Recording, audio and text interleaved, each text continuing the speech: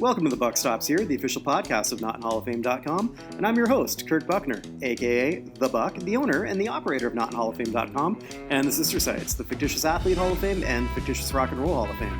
It's Season 1, Episode 13 of the Hall of Fame show, and Evan Nolan is back, and we're going to look at a few things Hall of Fame related, not so much current, because there's really not that much going out there. However, we took a look at the 2019 football season and asked ourselves, who really hurt themselves the most in terms of Canton and their chances for enshrinement? And believe it or not, we came up with more than just Antonio Brown. Without further ado, here's Evan. Mr. Nolan, how goes it in Chicago? It goes pretty well. It's getting nice outside. Someone mentioned it's kind of like Halloween, and on a phone call I was at with work today, because Halloween's like the only time you see all your neighbors. Basically, everybody, since it's nice, is out walking around and like crossing the street before you get too close to anybody. So I've met all my neighbors. I'm like, oh, that's where that kid from my daughter's school lives.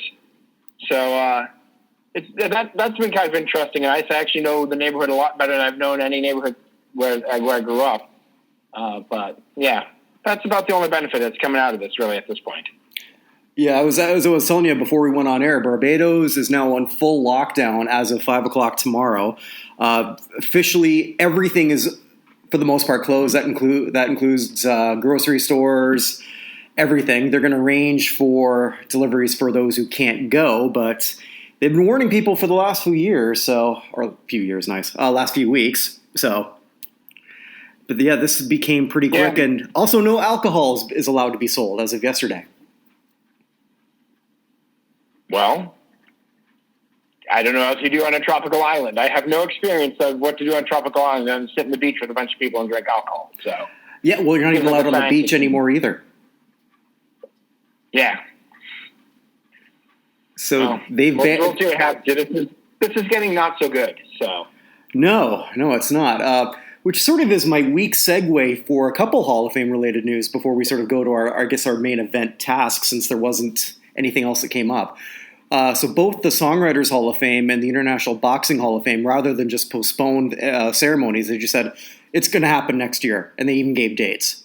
So kudos to both of them for at least not trying to string all the people along, specifically those who were going to be inducted. So I like that. Yeah, that's good. That makes sense. I mean, I just feel like a lot of things are making that decision. I mean, this is the first time Wimbledon's not going to happen since World War II. So it's good to see, like, hey, let's just get in front of this, know who we are, and just don't string people along and everything. And you can even make the announcement if you want to in a situation like that, and just say, hey, we're not doing this until next year. And then if you have to do two classes at once, you do two classes at once, or you can just do what they're doing and skip and just get everybody in one class. So yeah, and if I remember correctly, I believe the Final Four would have been scheduled for this weekend, which ties into when they announced the Basketball Hall of Fame, which is usually is it the Friday or the Saturday. So I imagine they're still going to announce it as to how they're going to do a class or an official induction. That certainly remains to be up in the air, but I'm hoping that they'll at least make that announcement this weekend. Let's hope. Yeah, that would make sense. Today's also actually supposed to be opening day for the Red Sox, with Chris Sale pitching for them and Mookie Betts anchoring the lineup. And oh, wait, never mind. Yeah, and I hated you for sort of like being very accurate when I was saying on Twitter how the Jays were in first place. And no, you had to point out alphabetical order. Yeah, it's the only way the Orioles are going to be in first place for the next 5 years anyway. So, yeah, they do an alphabetical order at the beginning of the season, so technically Toronto's in last. But yeah, no, speaking of baseball, I know this is not something we brought up at all, but I have another mini rant. Yeah, go ahead. To start off here. I just want to talk for a second about how terrible Rob Manfred is for baseball. And I just want to, I don't know if you paid much attention to the agreement that the MLBPA and in baseball came up with in case what happens if there's a canceled season and all sorts of stuff like that. No, I really haven't actually. Okay, well, the upshot of that is one of the funny things as a Red Sox fan is that everyone's getting accrued service time, so it's entirely possible if they cancel the season, Mookie Betts could have been traded to the Dodgers and they gave up all this stuff and he would never play a game for them before becoming a free agent, which would be interesting. But the thing that I want to have my mini rant about is, I don't know if you remember, it must have been last fall, Manfred was pushing to try and eliminate much of the minor leagues. Do you remember this? To eliminate the minor leagues completely? Like, take them all out? Like, eliminate a large portion of the teams. So essentially they're getting pushed by the fact they basically pay below poverty level wages to a lot of these guys in the minor leagues. And they were talking about shuttering a whole bunch of minor league teams through the system, and there's all sorts of outcry from mayors and stuff like that. I don't know if you followed that at all. No, I wasn't even aware of that at all. Oh, well, go read up on it. It's sure. Pretty freaking terrible. When Manfred's like, hey, you know what? Baseball is too expensive for a lot of people. And so the teams are far away from, Iowa and Omaha and places like that. Let's close their minor league teams so they can't see baseball at all. That's how we'll grow the game. But because I swear he must be another mole. The NBA's already got one in the NHL. They must have one for baseball as well. But in the agreement that they came up with, there are two provisions which are kind of terrible. One is that they're going to be allowed to limit the number of rounds of the draft to as few as 5 this off season, which basically means that anyone who's going to come out of college is going to be basically in college, or B, because the signing bonuses, even though we should go out to like the 10th round to be as high as like $120,000, any of these kids are basically going to be playing for independent ball or have to leave baseball altogether. Like they're just eliminating the system. So they're trying to protect the top level players in what they're doing, but they're ending up screwing over the kids of the minors and coming into college again. And two, essentially they're they're like making it easier again to shutter a whole bunch of these teams. Now, I understand that I'm a little bit biased. My neighbor around the corner is the general manager of the Schaumburg Boomers, who are our A-ball team here in town, who have a lot of cool stuff that happens every year. He's been general manager for 3 years. His kid is in my daughter's. They've been in kindergarten, first and second grade together, the same homeroom. But I just know about how important the Boomers are to our 80,000 person town. It's all we really got. And baseball getting into Chicago and stuff is a pain in the butt and costs a lot of money. And if you want to bring someone out here, it's a great place to be. But essentially what they're trying to do through this thing is allow them more opportunity to shutter more of these minor league teams. And I don't get it. I don't understand. One of the reasons people, other than maybe a race issue, but one of the reasons people decry people coming out too early in football and basketball is it doesn't appear as though if they don't make it, there's any fallback plan. Like hockey and baseball have like a full minor league system. You can bring the person up and through, but whether it's fair or not, at least it seems that way. Mm-hmm. Basketball and football don't have it. Football's trying to come up with it maybe with XFL. Basketball's trying to come up with it with the G League. But for years and years and years, they didn't exist. Hockey and baseball have them, and for whatever reason, he's trying to dismantle the minor league system, and I don't get it. I don't understand. It's not like the minor league system costs them trillions of dollars for baseball. Baseball's making more money than it ever has. Just pay the people who are trying to make it there. Like, support them so you will have a better product with more people coming in. It seems ridiculously short-sighted. But then again, Rob Manfred is pretty terrible. So I'm not as upset at him as I am at Jeremy Jacobs. I'm just like, why are we doing this? So if they had to relocate and then move to, like, let's say Tulsa, would they then become the OK Boomer? Oh, wow. I suppose they would. That's a pretty good one. I like that one. Thank you. Yeah. Well, you've had the best ones the last few weeks, so... Sorry, what? You've had the best ones the last few weeks, so I figured the gauntlet was thrown. I monologued long enough for you to come up with it. So you're welcome. But we used to have a team in town called the Flyers, but the guy who owned the Flyers somehow got like arrested for insider trading. I don't know, and they had to like drop the Flyer name. So a boomer is actually like a wild chicken type animal who supposedly lives out here in the prairies. So there you go. But anyway, so that's my mini rant on that. Learn something new every day. Yeah, it's amazing what sports I'm watching right now. It's just all old sports. I'm now on to week 2 of the 2019 season. Just, again, don't tell me how it ends. Well, I'm also got the 1981 wild card. Oh, nice. Yeah, it's... no, I'm go ahead. Well, I was going to say, just the things that sort of like get me the most on the field, it's just, oh my God, the tackling, what you're allowed to do. The second thing is just the horrible, horrible graphics. They were showing one of like Rob Carpenter, just sort of like his still shot, running back at the Giants. And like, I just looked at that. Holy crap, it's Simple Jack. Wow. It just, some things on a 2020 lens are very, very interesting to watch. But, we manage. Yeah. And, yeah, I gave you a challenge because that's kind of what we have left. I think next week, hopefully, we'll be able to dissect the Basketball Hall of Fame in great detail. And it was, for those who don't remember what it was, is we had to come up with 5 players, and I think you came up with more. I know that I did. But 5 anyway, not named Antonio Brown, based on the 2019 season, who hurt their Hall of Fame chances. But I think we still have to start with Brown because nobody, I think, has ever killed himself more in terms of Hall of Fame trajectory in maybe any sport than Antonio Brown. I mean, maybe there's somebody I'm not thinking of, but I can't come up with one. And I've been trying to think of one all day. Yeah, I don't even know. He's basically kryptonite right now. And he counts, his signing bonus is counting against the Patriots cap, which is part of the reason they can't sign anybody at the moment. But he is just, what do you say about him? He makes, I guess I do have to say, it makes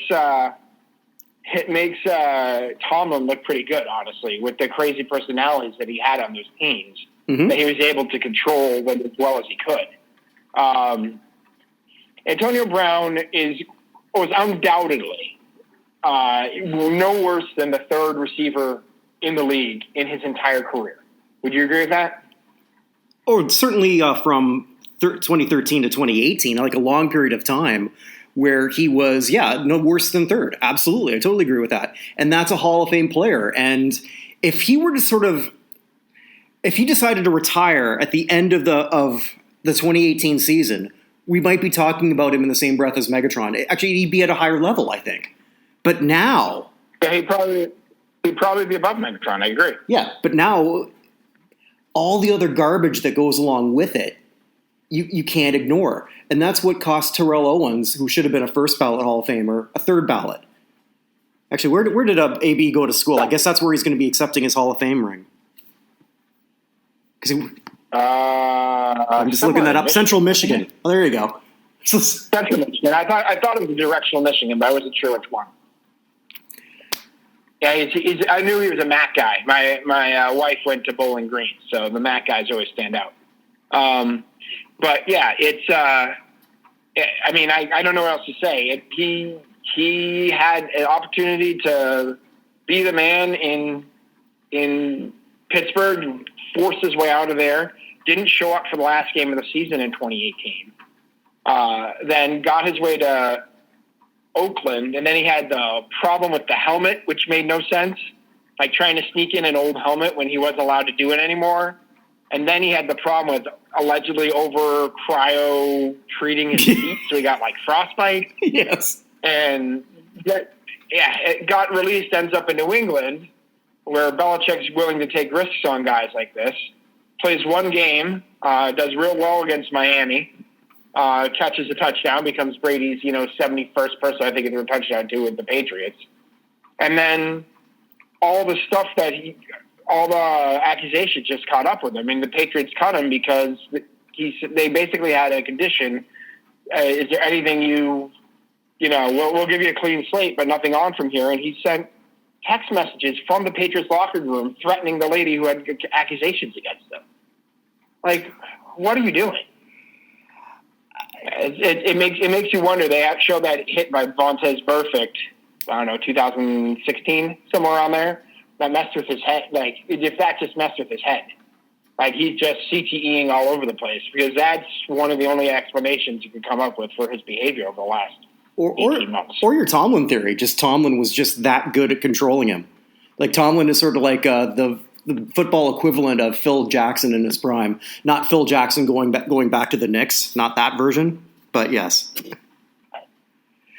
I mean, think about it. Think about the three best players there on the Steelers for those years. You have Brown, Bell, and Roethlisberger. And Roethlisberger seems like the most normal of them, and he's got all sorts of sexual misconduct allegations, and currently looks like he stepped out of a Grizzly Adams photo shoot. Yeah, I saw that picture too. There's a family of wrens living under his neck beard. Like, and that's the rational one somehow of the three.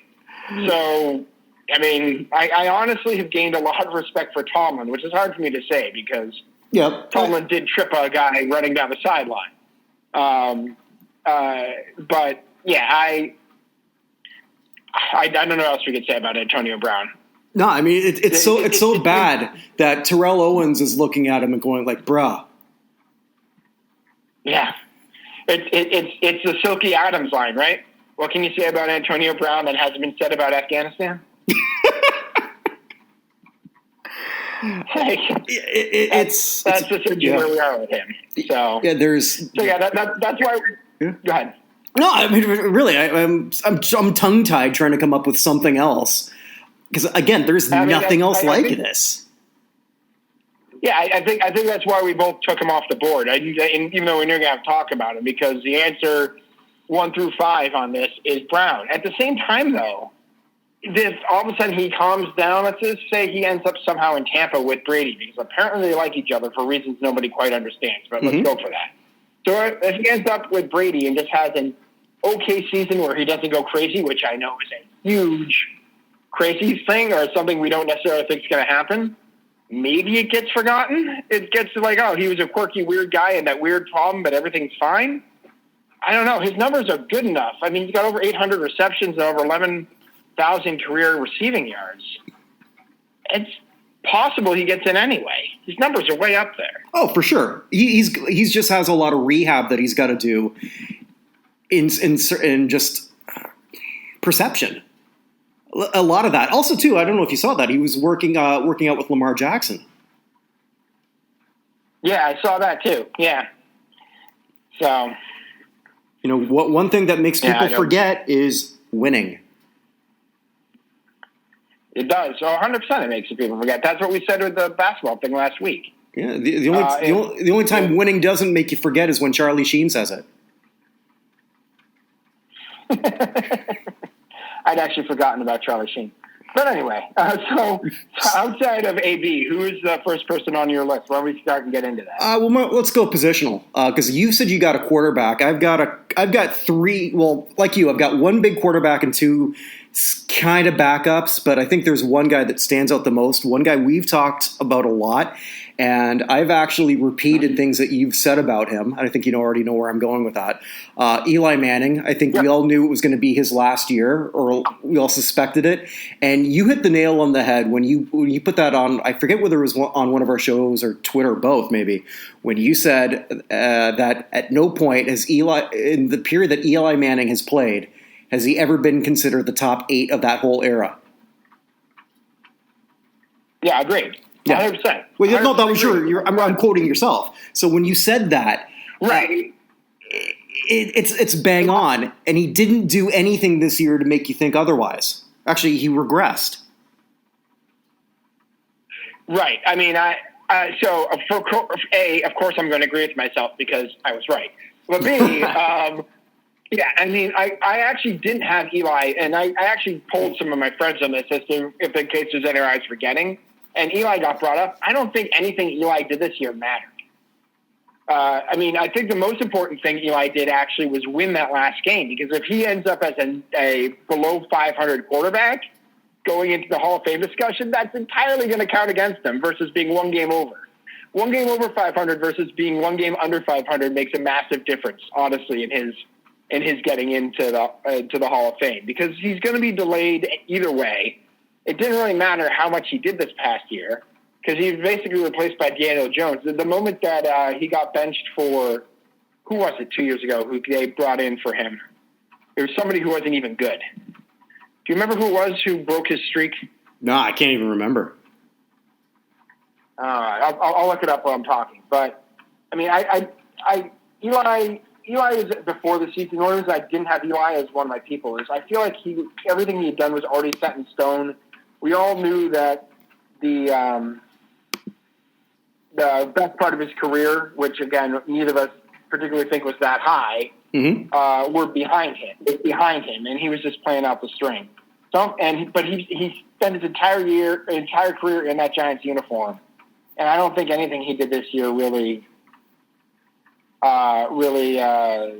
did anything to change where he would have been. Yeah, fair enough. So who was your quarterback? I wonder if he was one of my backups. Hold on 1 second. Let's try to see who the quarterback is who I have right here. It was broken by Coach McAdoo. Geno Davis. No, yeah. It was, Geno Smith. The former Jets great Geno Smith was one who came in for him. Yeah, I just remembered it wasn't like their rookie quarterback. It was just somebody who was never going to be the quarterback anyway. They were benching him for, which made no sense. But anyway, so my quarterback actually is somebody who is still a free agent this year, who came in for a couple games and was injured and never really the same. Yep, and is now off his team. Cam Newton. Yep, that was my other guy. I think Cam Newton really hurt his Hall of Fame chances over the last couple years, but this year in particular, with not playing well. I mean, it looks seriously like he's been injured for a couple years now. That shoulder does not look the same. But he has fallen far from. I think we brought this up before. 3 or 4 years ago when they had that NFL 100, which I think is a pretty good list because it's voted on by the players in the league as to how they feel about the other players in the league. He was number 1 overall. He won the MVP. He went to the Super Bowl. And where we are less than 5 years from then is a completely almost unwanted player in the league. Like, where is Cam Newton playing this year? No one knows. Give me a team. But seriously, though, think about it. Maybe someone gets injured and they go with Newton, but what team is going to take him on? The only teams that really have openings are the Patriots and Chargers, and the Chargers have said they're going to Tyrod Taylor, and the Patriots don't have the money that they're going to give him. I mean, the Pats right now in cap space have $800,000. They have enough to sign their own players. Now they restructure stuff, but they're going to go with Stidham and Hoyer. And see where it goes. This year for the Patriots may be that rebuilding year we're talking about.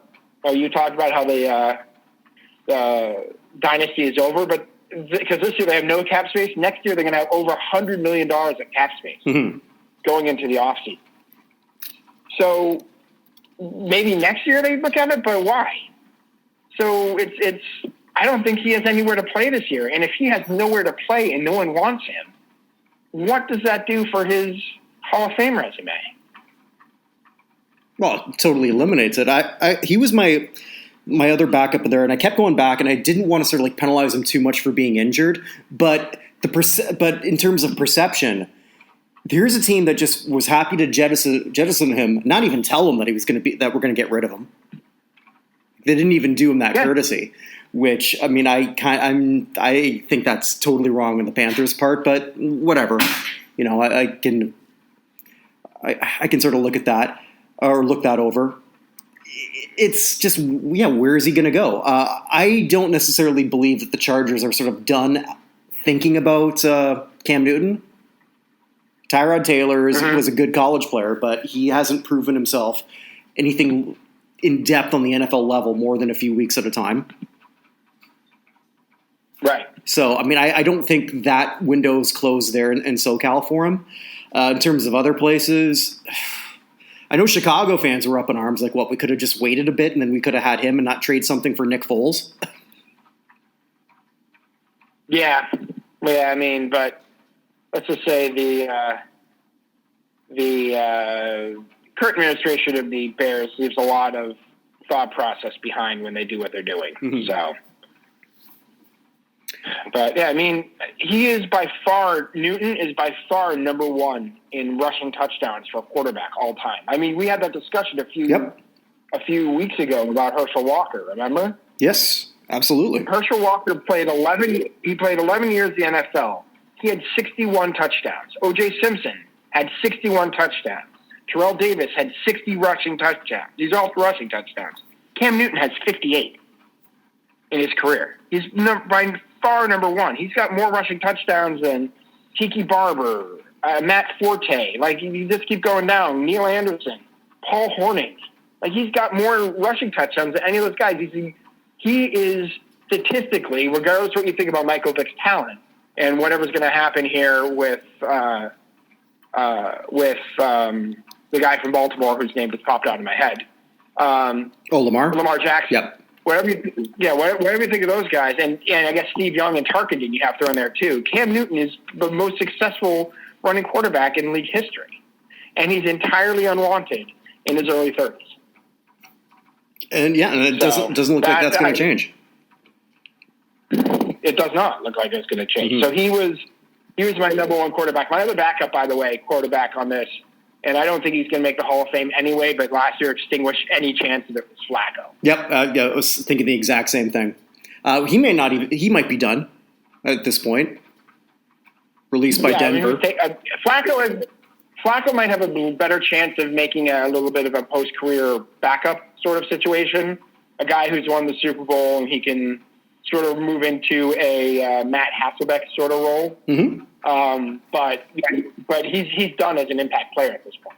Oh, for sure. Sure. Yeah, I think you're right. I mean, like, also he'd probably be affordable. I don't know if he's sort of looking at a certain post-career. Like, seems like there's so many jobs for former quarterbacks to be commentators, whether he's looking at that direction. I don't even remember hearing him talk. I'd have to relook at that. We watched that Super Bowl.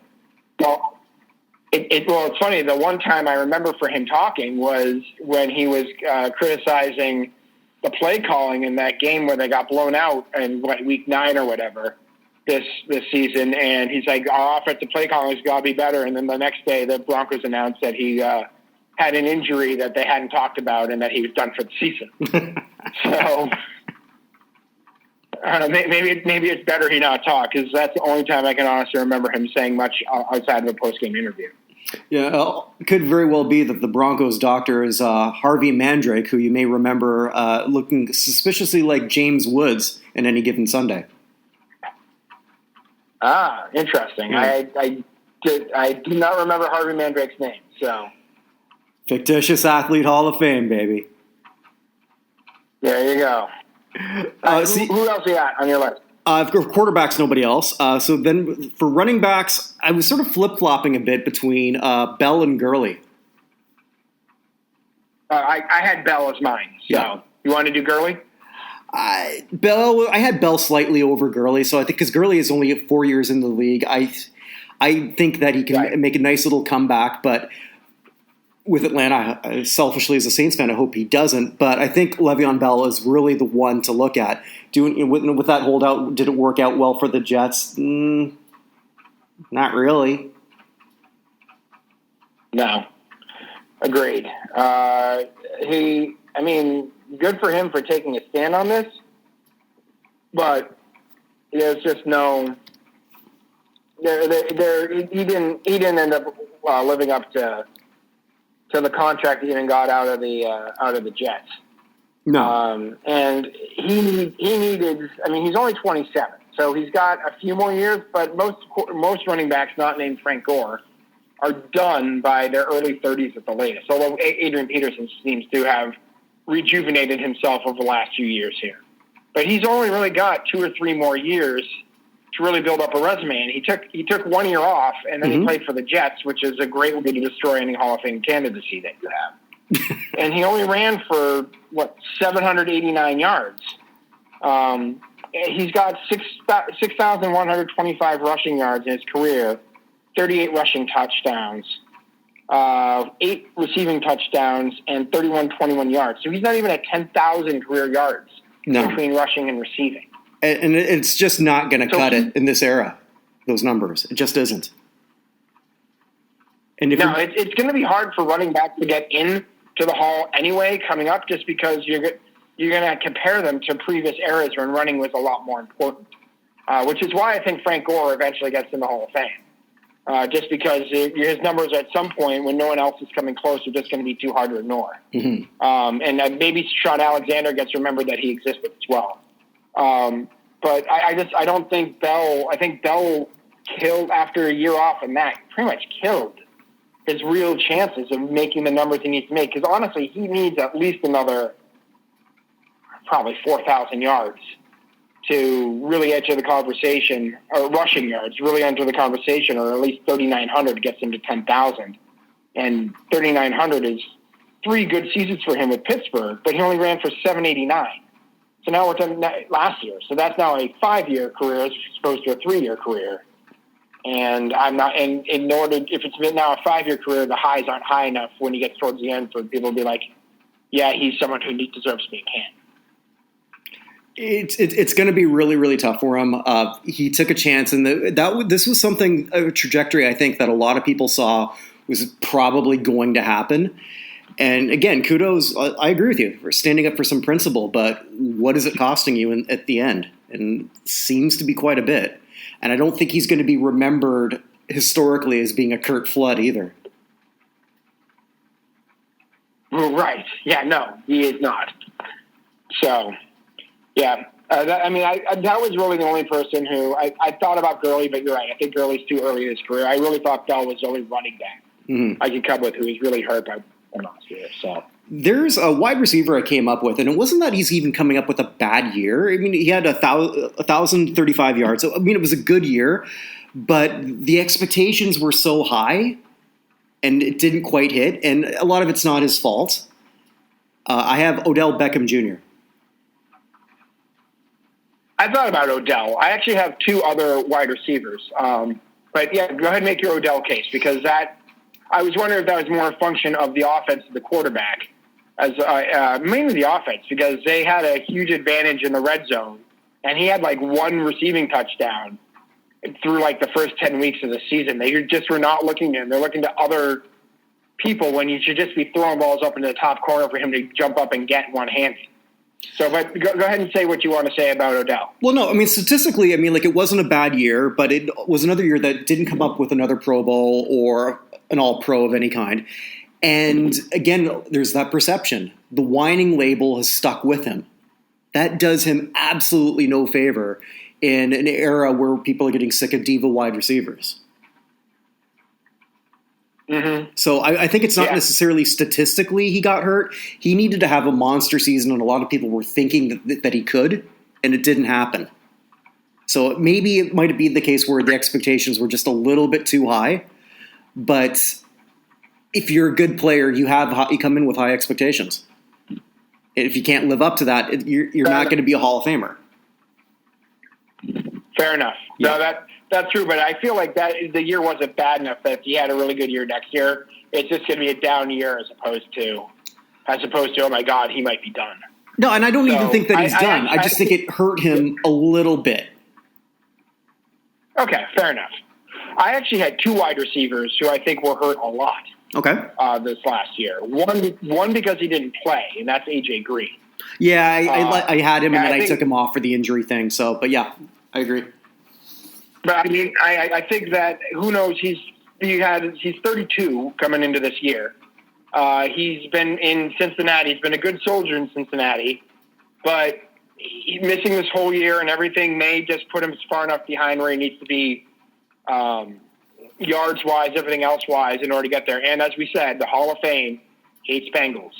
But the other one who I want to talk about more would actually, I guess, be my third person on the list. So my list so far for everyone is Newton, Bell, and the third one is Julian Edelman. Interesting. Because okay. we've talked about this, because Julian Edelman's entire resume for getting into the Pro Football Hall of Fame is his postseason receiving yards or postseason receptions, right? Yep. So he needed another run this year to start getting him up to the point where I honestly think the only way postseason receptions get him in is if he catches and passes Jerry Rice. Because honestly, the rest of his numbers are just not good enough compared to the rest of the league for him to get in. So if we go to Edelman only got to play one game. He only had 3 in the playoffs, I mean. Mm-hmm. He only had 3 catches. And he needed to get more plays. And he had a huge drop in that game. He had the key play of that game was the drop Edelman had, because that was the drive. It was a typical Brady go down the field drive, win this game. All they needed was get into field goal range, and everything was fine. And Brady put it right on his numbers, and he just flat out looked up the field before he caught it and dropped it. So for him, I honestly think he needed more opportunity in the playoffs in order to get where he needs to go. I'm looking for playoff receiving. Here we go. Playoff receiving. So his receptions now in the playoffs are 118. I believe, I'd have to look up Rice's, but I believe it's like in the 165, 170 range. So if he had gotten another 20, 25 catches, which is possible for 2 or 3 rounds for how he's done in the past, then he's now we're getting in a range of like, hey, he needs 2, 3 more seasons or 2 more times in the playoffs, and we're there. But he didn't get it. And I think that failure certainly doesn't help his chances of getting it. Because like I've said before, and again, everyone knows I'm a huge Patriots fan, his entire resume is based off of playoff performance, because he's got 6,500 receiving yards in his career, in the regular season. And that's just not enough. It's 599 receptions and 6,507 receiving yards. Where he's way down in both of those categories. Yeah, and missing out on that's my opinion. Yeah, and he did miss out on a Pro Bowl this year, which looked like it might have been possible stat-wise. That did him no favors. Yeah. Yeah, he seemed like he had a down year. He was injured a lot. And anytime Brady couldn't throw the ball, part of the reason Brady looked so bad was his receivers weren't great. But he couldn't throw the ball high to Edelman at all, because anytime Edelman tried to raise his hand above his shoulder, he just couldn't get up there. Mm-hmm. So he had to throw everything low, and that makes it harder for him to get as open as he wants to get. But he had 100 receptions this year, which is actually the second highest he's ever had in his career. But that's the problem. He's 33. He'll be 34 next year, going in with a second-year quarterback. And he needs, if he gets 100 receptions, now he's up to 700, and he's still way far down the list. So I don't know. I don't think Edelman's getting in, but postseason failure of the Patriots really, really hurt. Especially with Brady not re-signing. If New England, because potentially, we don't know. I mean, football is a funny game. All sports are a funny game. But New England may not make the playoffs in 2020. It's possible. Entirely possible. Yeah, it's entirely possible. So he's not going to. So there's a chance he doesn't add to that tally. Right. There's also a chance that I told you the Patriots need to make cap moves, and they saved like $4.5 million trading him this offseason.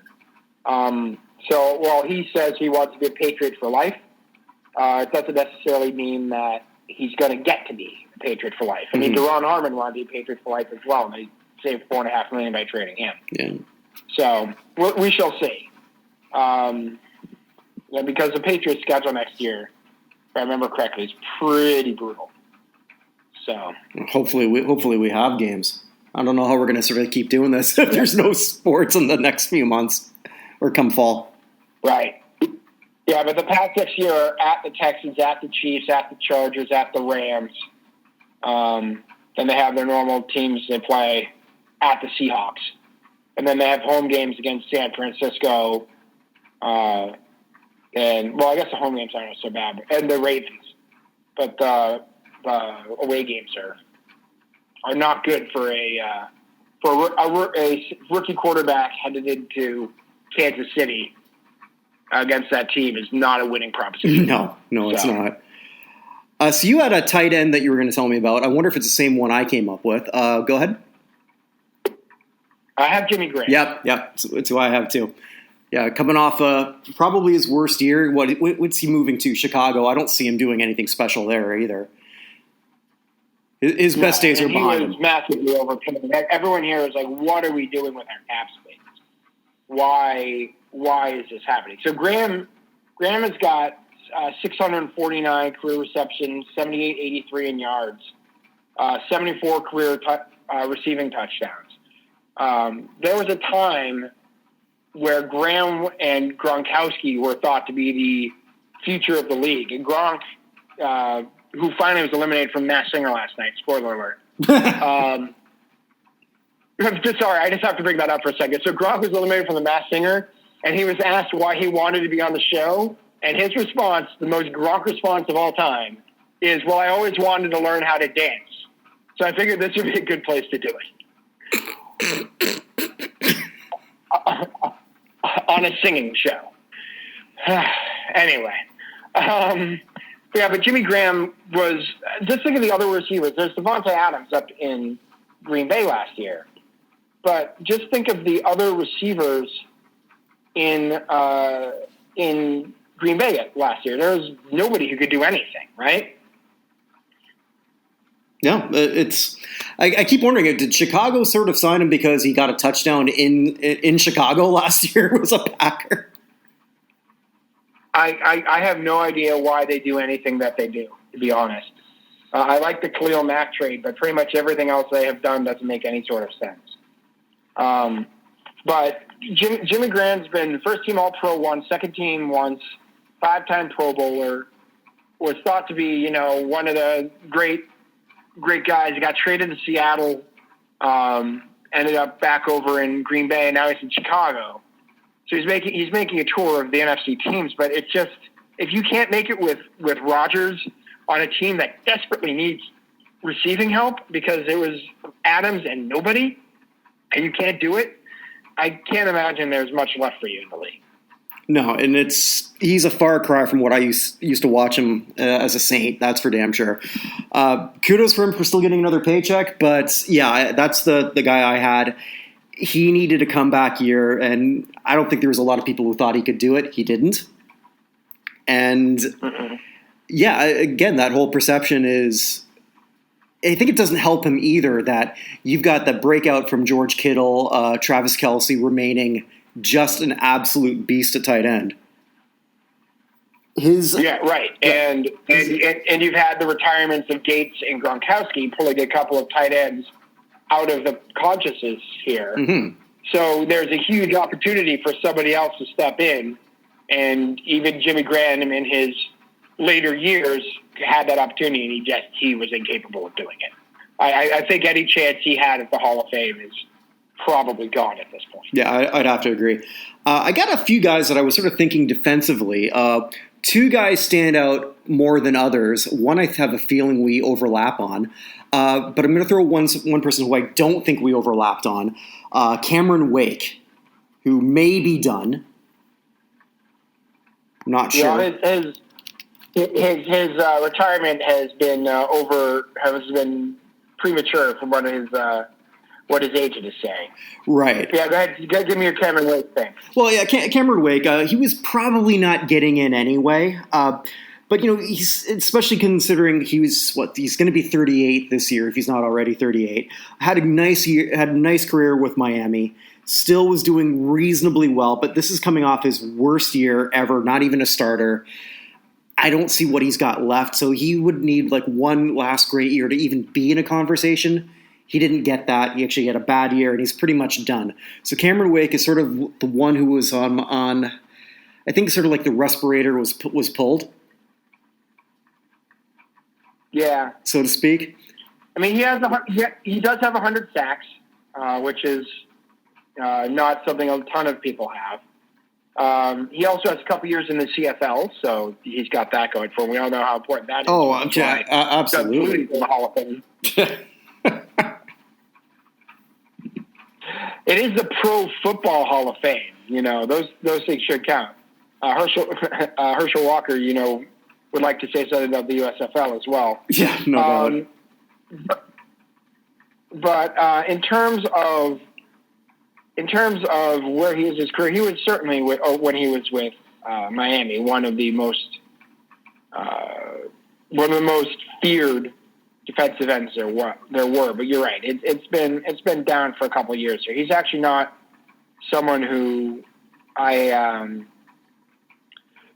had on my list because I hadn't even thought of him. But he is third currently amongst active sackers. Only two people in front of him are Terrell Suggs and Von Miller. But I mean, Chandler Jones and J.J. Watt are breathing down his neck. Mm-hmm. But it's I don't know if 100 sacks is enough.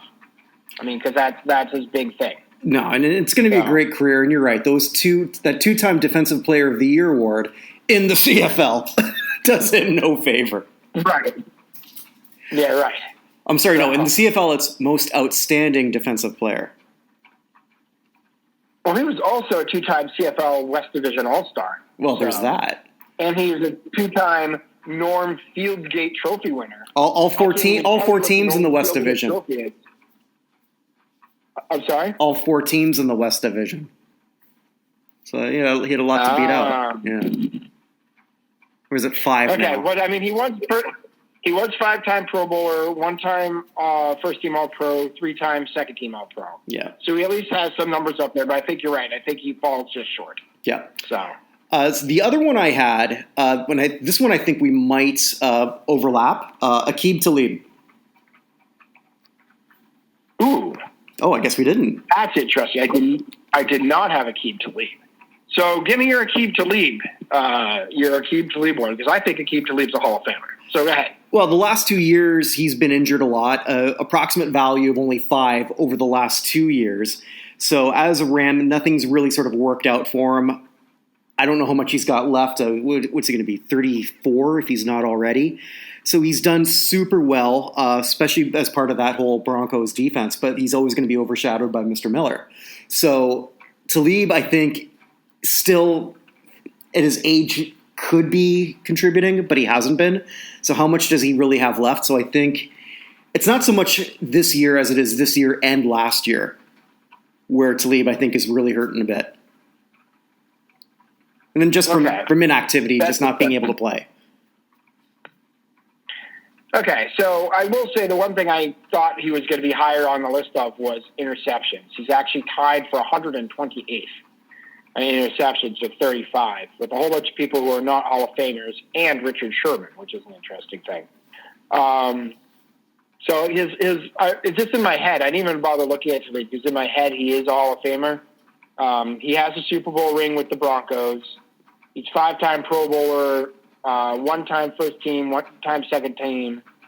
I guess he's probably a little bit short now I think about it. And maybe you're right in that case that he is probably short, and this year certainly didn't help him. That's interesting. I hadn't even considered Talib.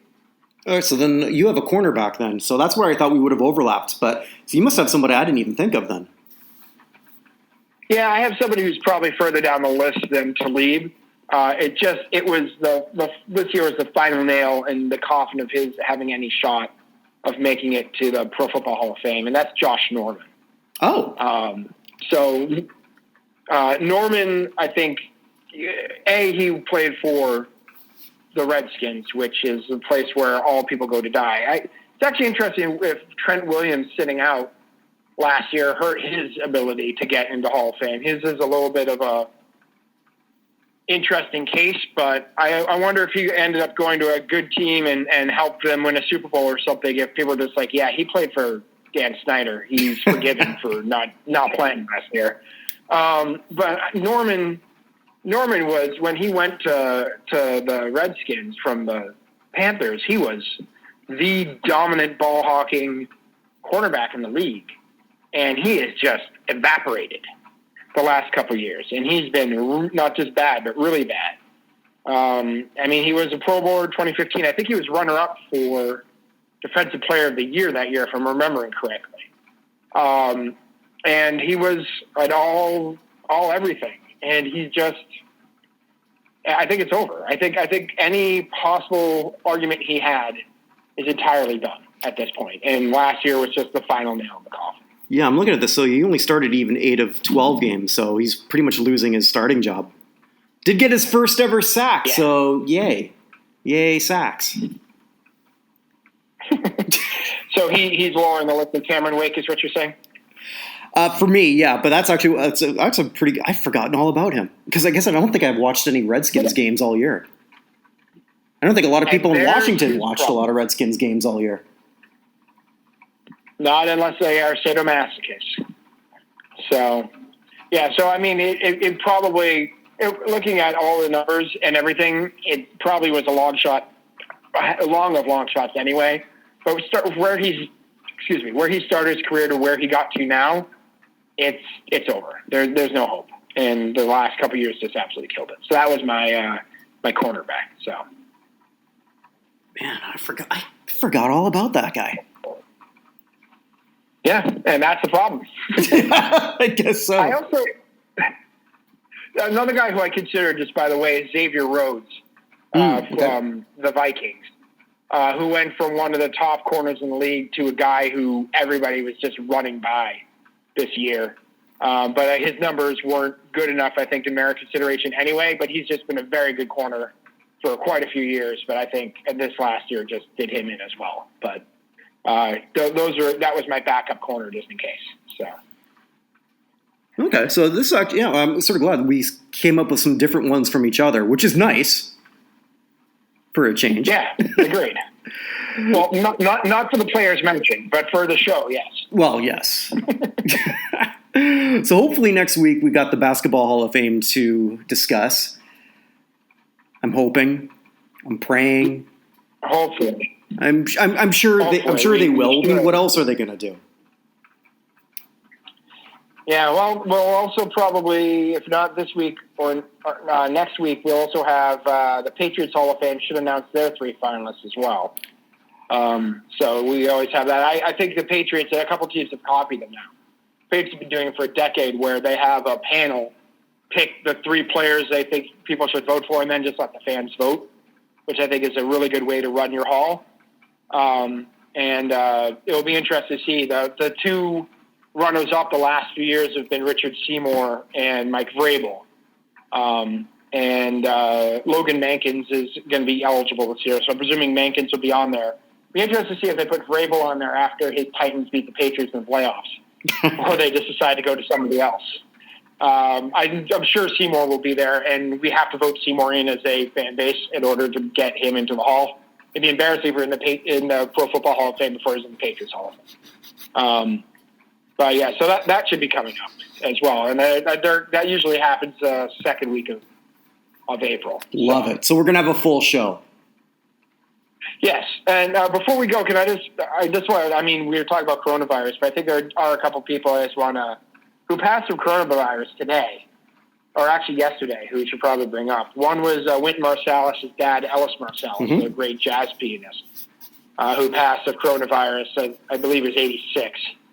And the other is almost EGOT, and the writer of the great song Stacy's Mom from Fountains of Wayne, who had no chance of ever getting the Rock Hall, but Adam Schlesinger, who also wrote the hit from That Thing You Do from the Oneaters, who are a member of our fictitious Rock Hall. Yes. He passed at 52, which is way too young. But he had nominations in all the EGOT categories, but he only actually, I believe, won an Emmy and a Grammy. And he'd been nominated for an Oscar and a Tony and hadn't actually won one yet. But 52 is way too young for someone who is otherwise healthy to leave, particularly with how much more he was working on and had to do. So I know we always have too many of them to talk about in this thing, but I just wanted to bring that up because A, coronavirus sucks, and B, I don't think Ellis Marsalis was getting into any of the halls that we actually follow. I don't know if there is a Jazz Hall of Fame. There should be if there isn't. But he was a hell of a musician, the dad of one of the most famous musicians in the world in Windmill. So, and hopefully Tony Boselli's doing well, because I think he just came out of ICU, I believe. Oh, well, the other one is John Prine. That's right, yes. John Prine is in a coma and intubated. Oh, he's in a coma? That's what I heard, that he was in a coma and intubated here in Chicago. They put him in a medically induced coma. Now, I don't know how accurate that is. You can't believe everything you read on Twitter. True. But from what I understood, he's at least intubated. That was said by the family friend back on the 27th or 28th of March. But there's stuff going around that he was had a medically induced coma to help him get out of it. So hopefully because he was a Rock Hall nominee not this past year, but the year before, surprisingly out of nowhere. But hopefully he pulls through as well. So. Yeah, which I think was the same year he was also nominated. I can't remember if he got in or not to the Songwriters Hall of Fame. So I mean, it's like one. I think he did. Did he get in? Yeah, because like that was just one hell of a year. Really out of nowhere. I think John. Yeah, I know. It was every once in a while people come up. You're like, oh yeah, everyone remembered you all at once. Hold on, John Prine. It's nice when it happens when they're still alive. Yeah, well, that would be very, very nice. So he awards and honors. Hold on. Because I know he was nominated the same year for the Songwriters. Because I remember writing that, but I can't recall off the top of my head whether he got in that year or not. No, it doesn't look like he did. Okay. It doesn't look like he did. So, but yeah. So hopefully Prine pulls out of it as well. He's the Chicago, I don't know, what do you call him? Country folk guy, singer-songwriter. He's Chicago's country singer. So hopefully everyone pulls out of it, but hopefully he manages to get through it. So anyway, on that happy note. Oh, well. Oh, yes, there is one happy note. And it was a bad note. Okay. Did you watch Bai Ling So You Think You Can Dance? Or to sing, but can they sing? Yes. So yes, I know. Yes, I did, and I made it 95% of the way through. I couldn't quite make it to the end. That was Roseanne Barr singing the national anthem was 5 times better level of bad. So that was wow. Every now and then I put that on just my Facebook and I just leave it there. Yeah, I can understand why. That's pretty terrible. I think I might do that tonight, just as a little bit of a preview for the show. Why not? Excellent. Why not? Why not? Before we go, please update everyone on the March Madness of Disney villains. So we are into the second round here. So we're into the last half of the second round. I'm doing 2 matchups tonight. So tonight is 1 versus. Hold on a second here. Open. Just see those. There we go. So tonight is a Group D. It is 1 versus 8, which is Ursula from The Little Mermaid, who's actually my number 1 seed overall, against Percival McLeach, the bad guy from The Rescuers Down Under. And then the 4, what should be the 4-5 matchup is actually the 4-12, the 5-12 upset. It's actually Bellwether, the sheep from Zootopia, against, honestly, in my opinion, the weakest bad guy to advance overall, even though it's a 12 seed. We have a 15 seed who's still going through 2 rounds here. But Edgar Balthazar, the butler from Aristocats, who was definitely the dumbest of all the bad guys. So I don't know if you remember. Do you remember the plot of the Aristocats? Never saw it. So essentially, an old lady dies. Or an old lady hasn't died yet, actually. But she changes her will, and he overhears it, that all of her money is going to go to her cats, with him as basically being in charge of the cats. And then when the cats die, he gets all the money. But he thinks he's being disinherited for the cats, so he sends them away. And they get rescued and brought back, and he sets up a box to send them to Timbuktu, and instead the cats trick him to get into the box, and he gets sent to Timbuktu and ends up with nothing, gets written out of the will altogether. Like, all he had to do is wait for the little old lady to die. Then he got all the money and had to, like, pay to make sure that cats had food. Like, cat food is not enough. Like, the cost of cat food is not enough for this weird plan he came up with. And he basically got defeated by, like, 3 cats. So, definitely the weakest on there. I actually put him on there because, to be fair, I stacked it because he was up against Yzma from The Emperor's New Groove, who's actually one of my favorite bad guys, even though she's not really that bad a guy or bad a lady. And I put Balthazar against her so she'd have an easy first round, and then she lost. That was the 15-2? Yeah, the 15-2 upset was actually Gideon and Foulfellow, the fox and cat from Pinocchio. I had them up against Hans from Frozen. And Gideon and Foulfellow beat Hans from Frozen. And now in the second round here, I've already announced that, but they are beating Man, the hunter who killed Bambi's mom, in the second round. So they're going to be a 15 seed Sweet 16. So I'm trying to think of the basketball equivalent of that. Was it Illinois Loyola? Yeah, probably. I mean, even Santa Clara, with the Steve Nash-led Santa Clara, they won that first round game and then got destroyed the second game. But they are handily beating Man. They're going to end up against probably Claude Frollo, the genocidal church leader from Hunchback of Notre Dame. And so who knows if genocide is enough to beat the fox and cat duo. So... yeah, so we shall see. It's still early. Next week we'll have a much better idea. By the time we get to this next week, we should be in the Elite 8 or close to it. But yeah, Hans is the highest seed that's gone down, and then after that, so far, the next highest seed is probably, it's not official yet, but probably the 4 seed in that same group, Evelyn Dever, who's the bad guy from Incredibles 2. So... a lot of the rest of it's been fairly chalk at the top because the big bad guys in Disney are the famous big bad guys from Disney. So, and that's why you play the game. And that's why I play the game. My favorite matchup for this next round, by the way, this round, is actually if the 4-5 in Group C, which is Hades from Hercules against Shan Yu, the Attila the Hun-like warlord from Mulan. Like that's a tough call. In that one, those are pretty evenly matched because Hades, of course, being the god of the underworld, is more funny and sarcastic, and Shan Yu is literally like, you can't kill him with an avalanche, and he's just going to destroy you. He's going to come through your town and kill everybody and burn the whole thing to the ground.